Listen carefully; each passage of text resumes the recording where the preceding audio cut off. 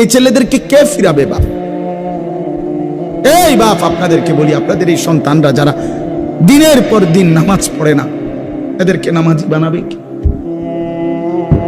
আপন মা বাবার ঘরে ঘুমাইয়া মুসলমানের ছেলে সারা রাত উলঙ্গ ছবি দেখে। আহা, মা কোথায়, বাবা কোথায়? বিকাল 3টা বাজে বাইর হয়, রাত 10টা বাজে ঘরে ফিরে। একটা বন্ধু সমবয়সী একবারও বলে না, দোস্ত আসরের নামাজ পড়তি না, মাগরিব পড়বি না, এশার নামাজ পড়বি না? কেউ বলে না কাউরে। সবাই যার মোবাইলে যা আছে ছবি একজন আরেকজনকে দেখায়। যার কাছে যেই মেয়ের খবর আছে সে ওই মেয়ের খবর রসিকতা করে, মজা করে করে। অসভ্য, নর্তকী, বেহায়া। আরে যে নারীর ইজ্জত নাই, যে মেয়ে বেপর্দা, তার আর আছেটা কি? তার আছে কি আর? যে নারীর সতীত্ব নাই, যে নারীর ইজ্জত নাই, যে নারীর পর্দা নাই, ওই জানোয়ারের আর আছে কি? আর ওর আর আছে কি? তার কথা বাকি বন্ধুদেরকে রসিক মজা করে শোনায়, বাকিরা মজা পায়, তাল দেয়। এই জিন্দেগি আমাদের এই ছেলেদেরকে ফিরাইতে হবে বাপ। ছেলে পেলেদের চেহারা দেখেন না, চোখ ভিতরে ঢুকে রয়েছে, সাফা কড়ি মড়ি ভাঙ্গা রয়েছে, মানুষের সুরত নাই। কেন এমন? চেহারা এত কালো কেন? চুল এত বিভৎস এরকম কেন? নেশা, নারীর আসক্তি, জিনা ব্যভিচারীর আগ্রহ পাগল বানায় ফেলছে। পাগল, মাতাল হয়ে আছে সে। মাতাল, কি করবে না করবে মাতাল। যা পায় তাই ছিঁড়ে খেয়ে ফেলবে। নাউজুবিল্লাহ। এই জন্য দয়া করে প্রত্যেকে খবর নেন, ছেলের প্রতি যত্ন নেন, মেয়ের প্রতি যত্ন নেন, স্ত্রীর দিকে যত্ন নেন। খাট পালং সোফা কম বানান, বিবি বাচ্চাকে নামাজি বানান। কাঁদেন, কইতো না, কইতো কইলইতো না, ছেড়ে দিলে চলবে না। কাঁদেন, চোখের পানি ফেলেন, হাত ধরেন, পাও ধরেন, বুকে জড়ায় ধরেন, আদর করেন, সোহাগ করেন, চোখের পানি ফেলে বলেন যে তুমি বরবাদ হলে আমিও বরবাদ, তুমিও বরবাদ। ছেলেরা, তোমাদেরকে বলি বাপ, আজ যৌবন তোমার দোস্তের দেওয়া। তুমি যে নর্তকীরে দেখা জীবন শেষ করছো, ওই অসভ্য নর্তকী তোমার এই যৌবন দেয় নাই।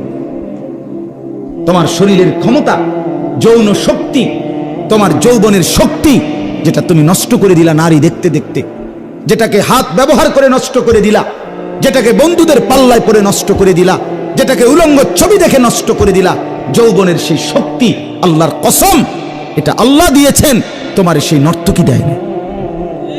তুমি কার দেওয়া শক্তি কারে দেখে নষ্ট করে দিল? আমি খোলামেলা বললাম, খোলামেলা হিম্মত করে বলি, ছেলেদেরকে ফেরাইতেই হবে, বাঁচাইতেই হবে। ছেলেদের হালাত বড় নাজুক। একটা ফ্যান ফিন্দে ফ্যানটা জাগাত থাকে না। হ্যাঁ, ফ্যানটা কারণটা কি? যৌবনের শক্তি নেই। ফ্যানটা পড়ে যায়, ফ্যানটা কদ্দুর ফরফর টানে। আহা, তুমি কি পরিমাণ পচে গেছো তুমি বোঝো না ভাইয়া, তুমি বুঝো না। তোমার চেহারা তুমি আয়নায় দেখো না, দিন দিন তোমার চাপা কোথায় গেছে, তোমার চোখ কোথায় চলে গেছে। আহা, আল্লাহ পাক ছেলেদেরকে বুঝ দান করেন। আহা মুসলমান, আপনার ঘরে আজকে 1 বছর 2 বছর আপনার ছেলেটা ফজরের নামাজ পড়ে না, একদিনও পড়ে না, আপনি এত বড় ডাকাত, এত বড় অসভ্য ছেলে কেমনে পালতে আছে? আপনি এই অপদার্থরে কি লেগে, আপনি কার লেগে কামাই করছেন? এই সোফা কার জন্য বানাইলেন?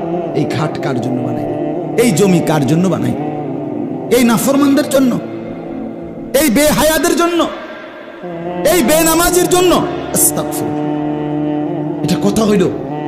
একজন মুসলমান আমার কষ্টের টাকা, আমার ছেলে পেলে একটাও আল্লাহকে ডাকবে না, নামাজ পড়বে না, সেজদা করবে না, চেহারা সুরতে ইসলামের চিহ্ন, রসুলের চিহ্ন থাকবে না, আমি মুসলমান বাপ হইয়া এদের সামনে দাঁড়াই কেমনে, আর এরাই বা আমার সামনে দাঁড়ায় কেমনে? তাহলে আপনার চলাফেরা আচরণ প্রমাণ করে আপনি আখেরাত চিনেন কিনা। জিজ্ঞাসা করার কোনো দরকার নেই, আপনার কথাবার্তা চলাফেরা এটাই প্রমাণ করে। তাহলে এখানে মূল একটা বিষয় এ কথা মনে রাখা, দুনিয়া ক্ষণিকের, আখেরাত স্থায়ী। দুনিয়া কতক্ষণের বলেন না? ক্ষণিকের। ওয়াদরিব লাহুম মাসালাল হায়াতিদ দুনিয়া কামাইন আনজালনাহু মিনাস সামাই ফাখতালাতা বিহি নাবাতুল আরদ ফাআসবাহা হাশীমান তাদরুহুর রিয়াহ।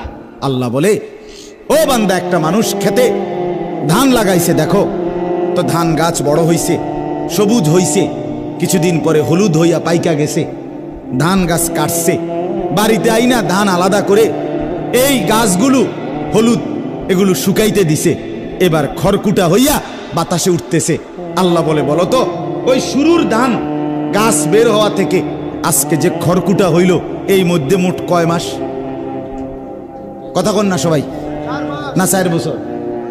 4 মাস, 4.5 মাস, 3.5 মাস, নাহলে 5 মাস।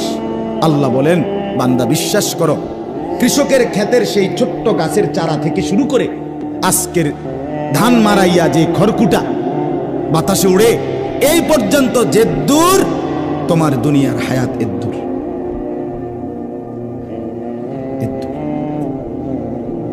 দূরে দুনিয়া এ 4 মাস, আর কি 4.5 মাস, এই 3.5 মাস, এতটুকুর জন্য এত বড় আখিরাত ছেড়ে দিলেন বাপ।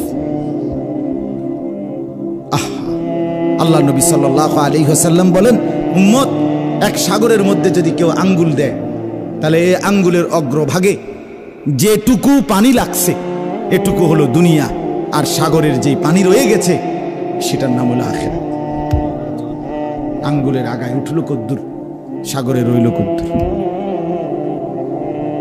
বলে ছেলেরা, বলো ভাইয়া, তুমি কি জন্য নষ্ট হয়ে গেল? এক ওয়াক্ত নামাজ কেন পড়তে মন চায়?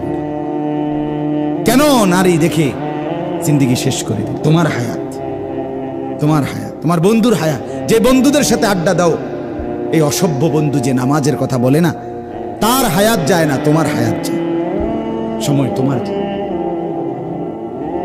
এজন্য আমরা প্রত্যেকেই এটা মনে রাখা, দুনিয়া ক্ষণিকের, আখিরাত স্থায়ী। এটা ভুলে গেলে আল্লাহর লানত পড়বে, হয় দুনিয়ায় নয় আখিরাত, কষ্ট পাবে। কেউ আমাদের নাই ভাইয়া, দুনিয়া আমাদের সাথে না, আমাদের আল্লাহ আমাদের সাথে, আল্লাহ আমাদের সাথে। আজ তোমার বাবার টাকা, আজ তোমার একটা মোবাইল আর মোটরসাইকেল শেষ করে দিলা জীবন। অচিরেই বন্ধু মুসিবত আসবে, বড়সড় বিপদ আসবে, গুনাহ। আল্লাহ তাআলা ইতিপূর্বে কাউকে ছাড়ে নাই, তোমারে ছেড়ে দিবে কেন? তোমার যৌবন স্থায়ী তো? এই মাতবরি থাকবো তো? এই ফুডাঙ্গিরি থাকবো তো? বুড়া বয়সে এরকম চুলের ডিজাইন করুন যাইবো তো ইনশাআল্লাহ? কিত্তা মাতবরি করো, কিত্তা এরকম করো, হ্যাঁ? এই চুল কাইটে ফেল। প্রিয় ভাই, অনুরোধ করলাম, সুন্দর হবে। চুল চতুর্দিকে সমান রাখলে পুরা চেহারাটাই সুন্দর হয়ে যায়, জিন্দিগিটাই সুন্দর। কমপক্ষে বেঈমানের সাথে সাদৃশ্য থাকবে। আমি মুসলমান, এতটুকু আত্মমর্যাদা বুঝাতে। জিন্দিগি দরকার বাপ।